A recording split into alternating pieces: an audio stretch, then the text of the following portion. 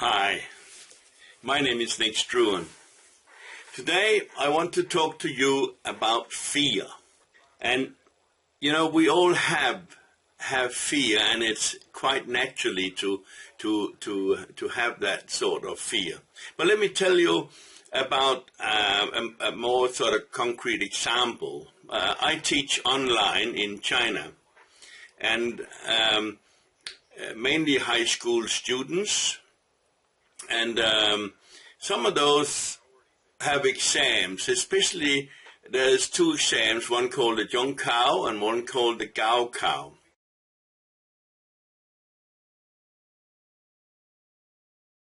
And in China, these exams are not to be laughed at.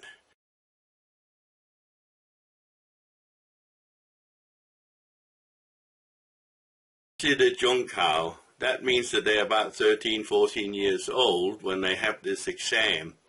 And the Chinese students are overloaded with work, overloaded.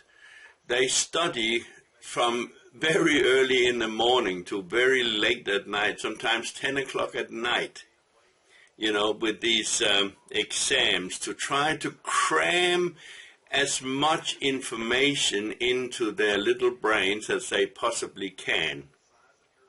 Now, while they do that, and let me just say that the Western world's counterparts, also have pressure when they do exams, but nowhere near the amount of, stress is experienced during this period in the Western world. If you have ever tried to memorize a 25-page document in two different languages, then I'm sure you can relate to what I'm talking about. And this is just like one subject. I once taught at a bilingual school there, and that was one of their exam requirements. They would stand on a stage, and I, as a qualified teacher, would be judging their performance, where they were reciting a 25-page document in both English and Chinese. Obviously, since I don't speak Chinese, I wasn't much good there. Other teachers were doing that, but it was my job to evaluate and judge, if you like, their performance for this 25-page document. And I sat there and did this for maybe 20 or 30 students. Yeah. Now, I don't know about you, but I never experienced that sort of incredible stress before an exam.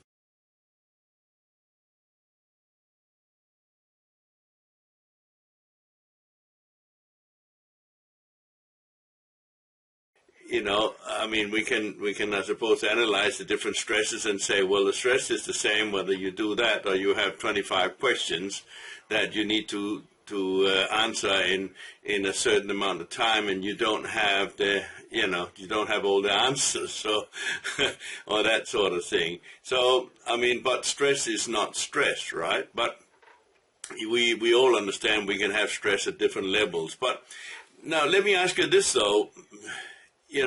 Do you operate at your best if you are stressed? If you're under stress, then do you operate at your best? Some people do, and I actually do. I remember my schoolwork was always left to the last week or the last hour, and under that condition, I performed very well. So I do understand to work under pressure is sometimes a good thing.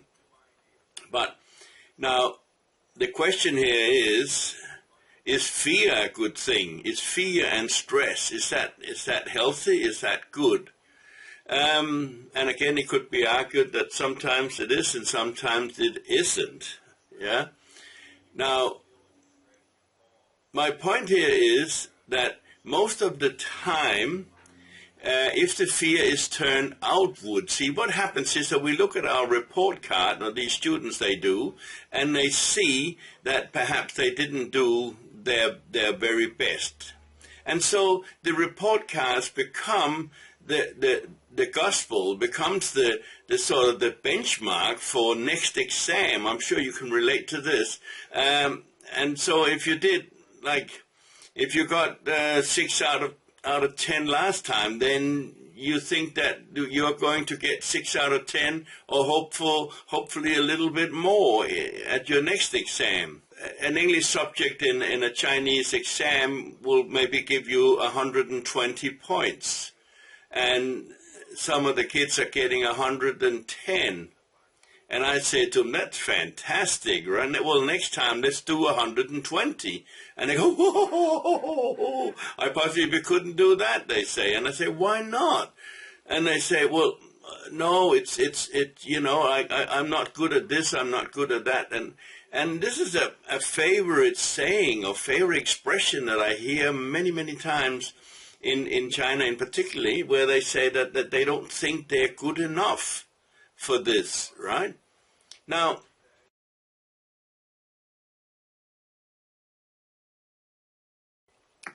to accept that, you have to assume that these kids, they are able to judge their own performance, right? And which, of course, we know they're not, right? Like, we are not able to judge our own performance either, because how do we draw a comparison? We do that by looking around and seeing our classmates or our co-workers, and we're saying, well, I'm not as good as this one, but I'm maybe better than that one, right? But do we really know what they can do and what they can't do? No. So we're not really qualified to make, you know, a judgment. Whereas in a situation where I'm sitting and listening to a recital as a qualified teacher, I am able to sort of give some sort of an indication of, well, yeah, that student, you know, pronounces all the words correctly and doing all the right thing, and whereas this student does not. You know, the question here is, again, why do we give up on ourselves before we actually do the work, right? It's like we're passing a sentence on ourselves going, no, you're not going to do right, you're not going to do well, right? And yet we haven't even done anything.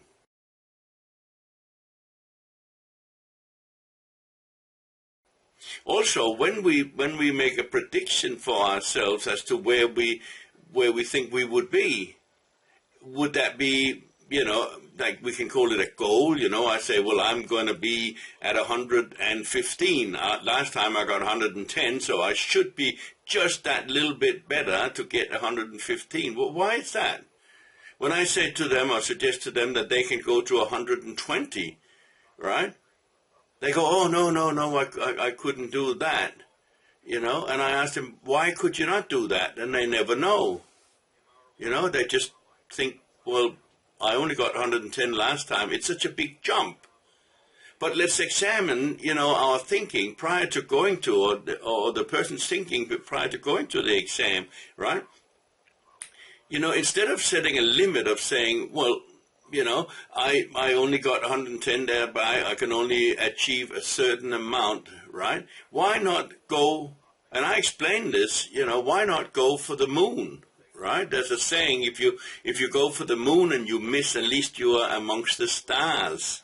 And I think that's a really good effort, good thinking, right? Because it's only fear, and you must understand that, and fear means, you know, false evidence appearing real.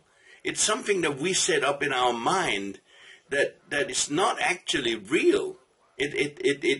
We only make it real by thinking it's so.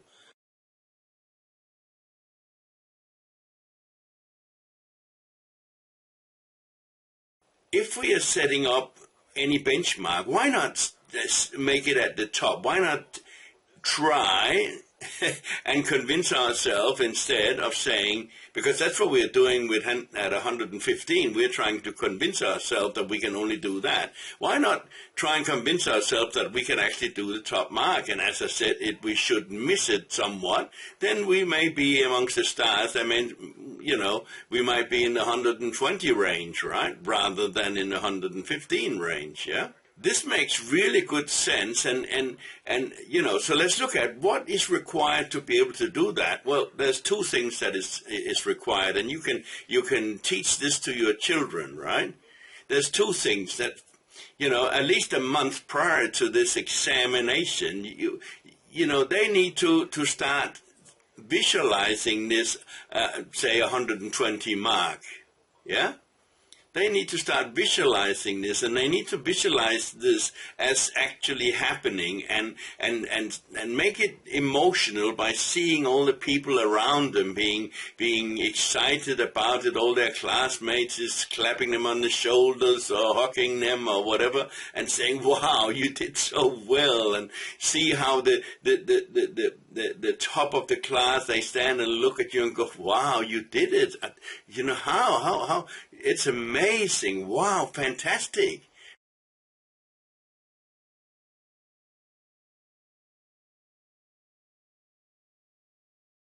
That's the way to start looking at it, and as a parent, make a fuss out of them already and start saying, "Wow, you are the best. You can do this," right?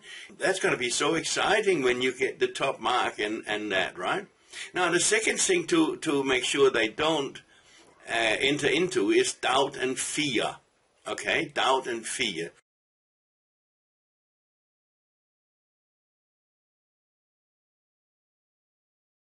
Doubt and fear is like the murder of any aspiration to do anything. You have to go forward like as if you could not fail, right? How do we do that? Well, when doubt and fear enters, and it will, of course, it will come in and go, "Oh, I'm not sure." Okay, then stop it immediately. Stop thinking about that. Take charge of your mind and stop thinking about, the doubt and the fear.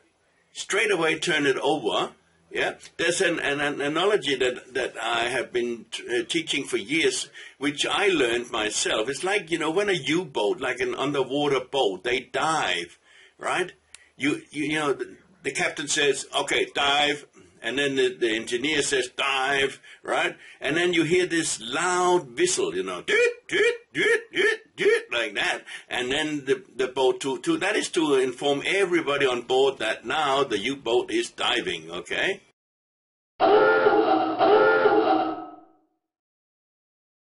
Now we can use that as, we're thinking, negatively, and we're having doubts and we're having fears, and then in our mind, we recognize this and we go, doot, doot, doot, and then we start changing, right? We start changing our mind. We start thinking about different things. We start going back to the fact that we are actually, admired by everybody, and we see ourselves getting handed the certificate and the top mark, and our teachers saying, "Wow, yeah, fantastic." And I know this is for children, but hey, look, you can use this at work. If you are a top salesman, say, right? And you produce, say, $60,000 a year income by selling, right? You could double that if you wanted to. You really could.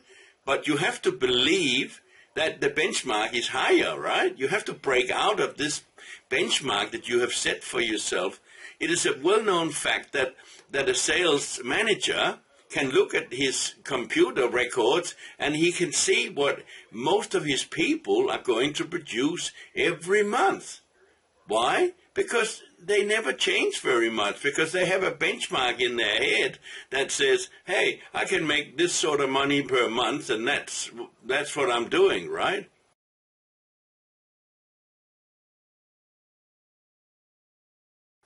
For them to suddenly double that, or even go to a quarter more, is uncomfortable, because they think, no, I cannot do that. Similar to the student that's thinking, "I cannot go to 120, right?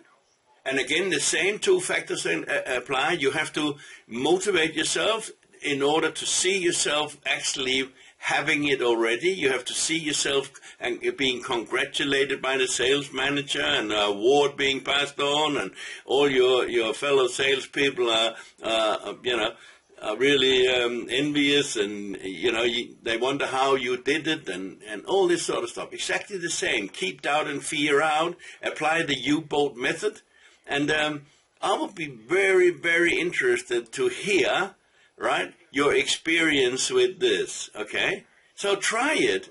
You've got nothing to lose, right? most people are afraid of failing, and that's another reason that they don't dare to take this thing. But let me just tell you that the most successful and the very wealthiest people in the world has failed more than you. That's why they are wealthy and successful.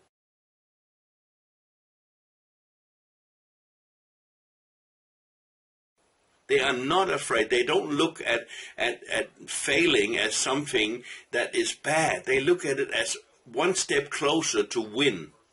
Okay, when you know this knowledge, then make a lot of failings. Okay, the batting average for the cricketers, the guy who's got the highest score, is just made more good things than bad things.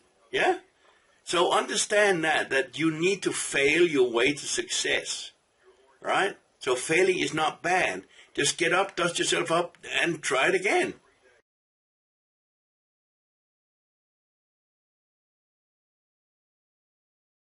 That's what you do. That's how you learn to walk in the first place. You crawled along the floor, and you decided, oh, I'm going to learn to walk now, right? You stood up and you fell over. And you fell over 100 times maybe, and you hurt yourself, and you cried or whatever. But at no point did you say, oh, no, I'm not doing that again. Forget it. No, you kept doing it until suddenly one day you got a bit of balance and you thought, oh, look at this, I'm doing it. Yeah? That is failing your way to success. And whether it's a university grade or a high school grade or a job achievement you want to have or get, it's exactly the same way. Just watch the doubt and the fear, apply the U-boat method, and you will see, you will move forward in your occupation or in your achievements or in your goals like nobody's business, okay? Believe in yourself and do it and keep doing it until you win. My name is Nick Struan. Look forward to see you next time.